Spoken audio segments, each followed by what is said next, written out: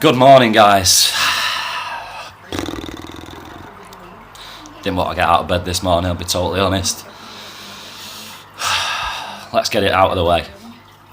We're coming home, we're coming home. They're coming, the lads are coming home. We're coming home, we're coming home. We're coming, the lads are coming home. Wounded. What an effort from the lads. Effort from the boys. I can't really complain about. The full-time whistle last night, such a mix of emotions. My first was just a breakdown in tears. I was struggling to hold them back, to be honest. But it wasn't just sadness, it was sort of a mix of absolute devastation and absolute pride in my nation again, to be honest. We've had a rough time of it over the last few years with bombings and all sorts of shit, the government and the rest of it, and I think this has been put a nice little pep in most people's step again, and being proud as a nation and coming together as one. I know there's a few detractors, but fuck them. It's a few people mocking the "it's coming home" thing. For me, it has come home. I'm getting a bit long in the tooth. For me, Italia 96 for me is the most excited I've been in an international tournament till this time. The only thing that's took the edge off this tournament for me, as I've told you guys in these past Gunner talks throughout the World Cup, in the formation, it suits nobody further forward up the pitch of Henderson for me. And we were, as I said yesterday, we were going to get found out at some point, and last night, sadly, that was when we got found out. Can't be too mad because it was in a World Cup semi-final. Let's just remember that, a World Cup semi-final, furthest we've got since '90. So for me, it has come home. I can't be anything other than proud in the lads. They're going to come home to a hero's welcome. They've made the summer for most of us, and it's been sort of hilarious that the sun's been out, we've all been having fun, the World Cup's been on, England have been doing well. We got knocked out last night. I wake up this morning, the weather's just shit in Manchester, back to normal again, and that's how it sort of feels. It's just bump, it's over, back to the usual, back to the grind. My thoughts, as I've banged on, that formation for me just doesn't suit anybody forward of Henderson. Gareth Southgate, I can applaud him for the job he's done. He's done brilliant with such an inexperienced squad. Absolutely unreal job. The goods and the bads. The good, obviously, he's he's instilled a lot of confidence in these young lads, and as a squad we look tidy. And what he's been doing with youth, obviously from coming through the youth setup himself in the national setup. The young lads he's given a chance to, I've been screaming out for that in an England manager, as most of us have for God knows how long, probably for a lot of us, most of our lifetimes. So I've got to applaud him on that. The whole dead ball situation thing, absolutely unreal. Whatever work they've been doing behind the scenes on that stuff, absolutely sensational. We've been the best team in the tournament from dead balls, and everyone's been completely frightened of us in that aspect. My downsides to him is he might be a little bit stuck in his ways. It was all plain for us to all see yesterday, second half especially. We were under the cosh, we needed to switch things up, and he didn't. He just stuck by his guns. You can commend that sometimes, but I think last night it needed a bit of blue sky thinking and a bit of out the box, and I think with a simple switch of formation and a couple of subs, we could have easily played our way into the final. For me last night, Young looked absolutely paddling in treacle in the second half, same with Ali. I don't want to hammer him too much because I think he's been carrying an injury through the tournament, but he's been shit. He should have come off for me. Loftus-Cheek and Rose had to come on, and had a switch to three up top, with Lingard and Sterling wider Kane, and gone for it. And it made a massive difference when Rose came on. It certainly brought another option to us again, which was doing stuff down the left-hand side, which we hadn't had for a good half an hour. So yeah, I think he could have done that, and he waited too long to make subs as well, in my opinion. It was sort of Wenger-esque, you know, the good old 70th minute stuff. The one sub he did make early was horrific, in my opinion. Sterling was our best player, and as soon as he went off, I just knew that was us. I knew we were done. he must have seen his number come up last night and gone, fucking hell, should I even bother playing for this nation anymore? It's ridiculous. So Raheem, special mention to you, my mate. I've been super impressed with you in this tournament. Still a bit dodgy. He reminds me of somebody playing kiddie football or Sunday league stuff where his game is brilliant and it's right at the top, but then when it comes to that edge of the box, in the box, where he's just under a bit of pressure, it's just like he panics and his feet go all over the show, and it's like his brain isn't linked to his feet anymore. He'll iron that out at some point. I'm not going to hammer him for that. I think he's been really good in this tournament. So yeah, I've got nothing but love towards the guy and pretty much the entire squad, to be honest. I said last night that their midfield three was a hell of a lot stronger than ours. And that for me was the difference. Second half it was just one ball and they were through the middle, plonking it out wide and whipping it in, and the pressure told, and I felt like it was going to sooner or later. It was sort of putting off the inevitable for me, and when Big Gareth didn't make any changes, I just felt it was only going one way, that game. In extra time we looked like we got a bit of life back in us, and then obviously the sucker punch came. We switched off a lot in the second half for me at the back, a few shitty back passes and people dithering on the ball thinking they'd have all day to knock it around, and we got punished for it, as you're going to do it at elite level football. So yeah, I don't want to hammer the lads. I think they've been absolutely stunning, and they get a big round of applause from me. Way surpassed my expectations. People know, well, I got called out as a bit of a downer and a bit of a miserable fuck. It's not that, I'm just a realist. I'll cheer it's coming home as much as anyone, but you've got to look at it realistically, and I felt like we'd get found out sooner or later playing the way we were, creating nothing in open play and only from dead balls, and that's what it was last night. Another goal from a dead ball again. Big shout out to Trippier, he's been unreal. And as soon as he stepped over that ball, it was like Beckham. I just felt like it was going in. I didn't feel like there was any way he was missing, and lo and behold, he stonked it in. Big shout out, local lad from a few miles down the road in Bury, and I'm sure it's give the whole of Bury a lift, as I'm sure it has all the areas that local areas that these lads are from. You're your local hero now, and you should carry yourself with a lot of pride and and just praise yourselves, because you've been absolutely stunning, lads. Like I say, it's just frustration for me, as I'm sure most of you at the final whistle. I went through such a mix of them. I wanted to scream, I wanted to smash my house open, and then it was, no, come on, let's be realistic about this, how well we've done, and you can only really be proud when you look at it that way. And the future of English football looks really bright. I was having a look through that team. On the whole in the tournament, Pickford, brilliant. He'd have been my third choice out the three we took, but take nothing away from him. Absolutely stunning performances throughout the tournament from him. When he was called upon, he stepped up big style for me. And I got a little bit carried away in extra time last night, because I started to think this is going to penalties, and I thought you could just see in his eyes, when he was chatting in the break, you could see he was chomping at the bit to get it to penalties, and I'm just gutted it didn't get there, because I think we might have done the business. So he's been brilliant. Trippier, that's a local lad. Can't thank him enough for what he'll do for the local area around here. Well, further down the road. Brilliant, mate. In my opinion, our player of the tournament by an absolute mile. Although there has been some brilliant performances. Walker, Arsene nailed it, to be honest. His comments were right. He's not a centre back. I don't like that back five lineup. And he was the one that got caught napping a lot later on in the game yesterday, whether fatigue or what, just lack of concentration. It cost us. I'm not going to blame him for all of it, because I think it's a team game. But yeah, he's had an alright World Cup. Maguire and Stones have been brilliant on the whole. Same again, they're just a little bit experienced. And this is the thing, it was like I saw an interview with Maguire yesterday, and he was asked about his biggest game to date, and I'm sure he said it was something like a Johnson's Paint Trophy final or something. So it shows you the meteoric rise of these lads and how far they've come in such a short space of time. That was our first tournament under Southgate, and we've way surpassed expectations, and that's rare for England. Usually we're underwhelming, not exceeding expectations. So yeah, that's good for me, and that's a pairing that can do damage going on in the future. Young, I thought he was the best of the two we took. He was the worst of the back line for me on a whole throughout the tournament, but he wasn't poor. I think he was just a bit better than average, to be honest.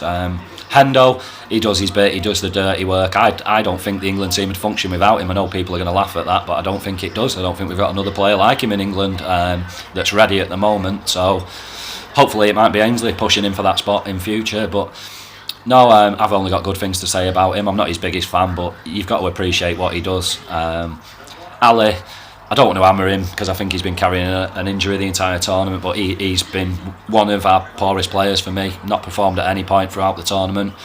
Looked lost and awful last night. You could see he was trying, but he was another one. He looked like he was running in treacle. It was so obvious that he had to come off earlier last night, and yeah, that's him.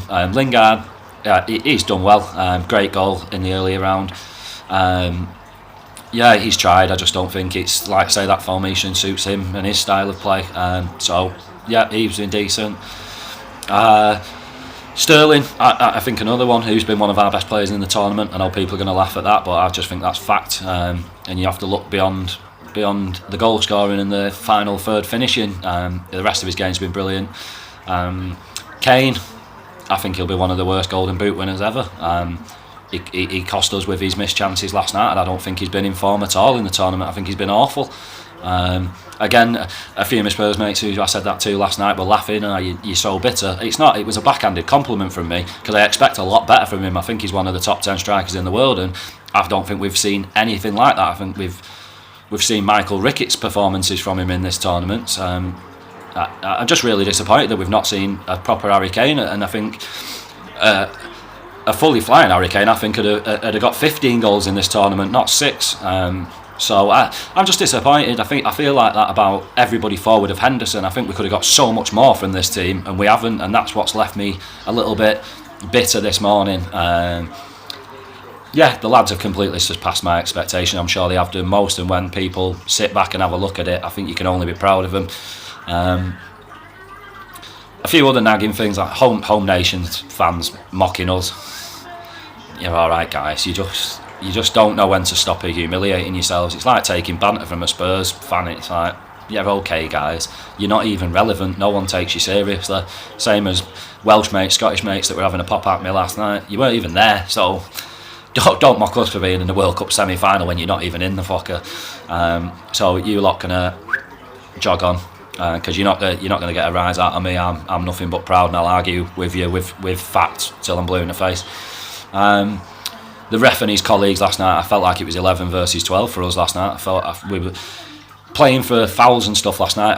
In my opinion, was never going to work, because we weren't going to get anything out of that guy. Him and his colleagues, they were fucking garbage, and I'd have complained about it, to be honest. VAR must have been switched off as well last night, because we got nothing. First half an hour, there was some shit tackles from them. That a few of them, there was 4, 5, 6 of them, and 2 of them definitely justified cards. And if a couple of their back line had been on cards early last night, it had completely changed the complex of the game for me, the complexion of the game. So I feel it was a little bit unjust. A couple of decisions on that far side with that linesman. One where the ball was well out for a corner and he didn't see it, and he was looking directly at the ball, and one for a throw-in where it was a good foot out of play, and he didn't give it. And VAR didn't back us up on it and give us the decision. So I was a bit pissed off with that sort of stuff. And like I say, the amount of fouls last night, I didn't see the actual stat of how many, but I'm guessing it was a fucking lot. I felt like they kicked the shit out of us, and fair play to them for that. I think that's where we need to, and I think this tournament will have helped that, is be a bit more streetwise going forward and win dirty and play dirty.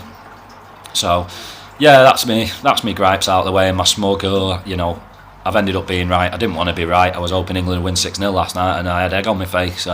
So yeah, it's a bit shit. The team, brilliant as a squad on a whole, way outperformed, and look, going forward, I think there's nothing but exciting times.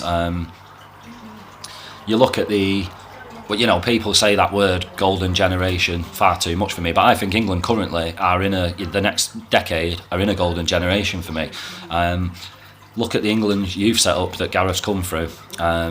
The senior team have just played in a World Cup semi-final, first chance under his management, and the youth teams in all the top tournaments we nearly clean sweep the fucking lot. So I think England as a nation are one of the strongest in the world at the moment. I just look at what we have at Arsenal in young Englishmen, Eddie, Reece, Ainsley. Holding, Chambers, Smith Rowe maybe in the future, a few other lads. That's just at our club, so I'm sure other clubs have got some cracking young English players. So the future's really bright for me, and I'm really excited. And like I say, it's come home for me. I think we've got a team now and a foundation where I think it could come home over the next few tournaments. So nothing but excitement from me. And yeah, going forward, the future of English football, grassroots football, and all of it as a whole looks brilliant. The Tony Adam comment, I had to chuckle a little bit. He ended up being right, didn't he? Too many Spurs players, they don't know what winning is. Fucking Spurs. The England stuff's over now, so yeah, fuck you Spurs, it's all your fault. England, Spurs, FC let us down big time. Nothing to do with Arsenal. If there'd have been more Arsenal players there, we'd have pissed it. It would have come home, so it's all Spurs' fault. And nothing but hatred towards them, and I'm really upset they've lost us the World Cup. So future tournaments, the future England setup, it all looks absolutely brilliant from my perspective. Nothing but exciting, and once again, lads, fabulous effort, made me feel like a super proud Englishman for the last month. So I've got nothing but love for you guys, and I do hope you come back to a huge hero's welcome. That's the English stuff out the way, the England stuff. If you're French or Croatian, good luck to you, and I hope you end up happy come Sunday. And England have still got a third place playoff game to play for. Let's. I know to a lot of you won't give a shit, but come on, let's finish on a high. Let's come third in a World Cup. That's nothing but high praise from me. I think that's fabulous. So yeah, that's the England stuff out the way. Sort of when I got 2 minutes to myself last night after the game, I sort of did the Thierry meme of club rivalry is now back. No more, it's England. No more cheering Kane, Ali, the rest of them. It's back to fucking club business. So Spurs, you shit. Completely irrelevant. All the rest of you fucking shite. Let's do this. We're back. Let's concentrate on the club now. It's all Arsenal from here on in. The Unai interview today from the training ground, I think. I'll look forward to that, seeing more of this guy talk. I've enjoyed what I've seen of him speaking so far, so can't wait for that. The game against Bournemouth, Saturday, we've got that to look forward to. I'm gutted I can't make it.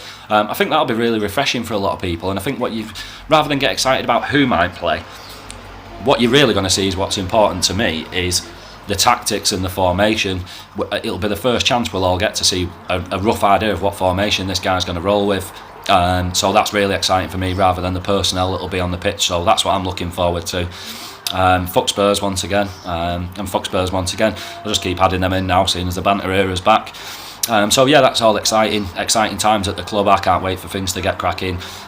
So on that note, I know a lot of you are gonna not want to smile today or walk around with your head bowed and all that.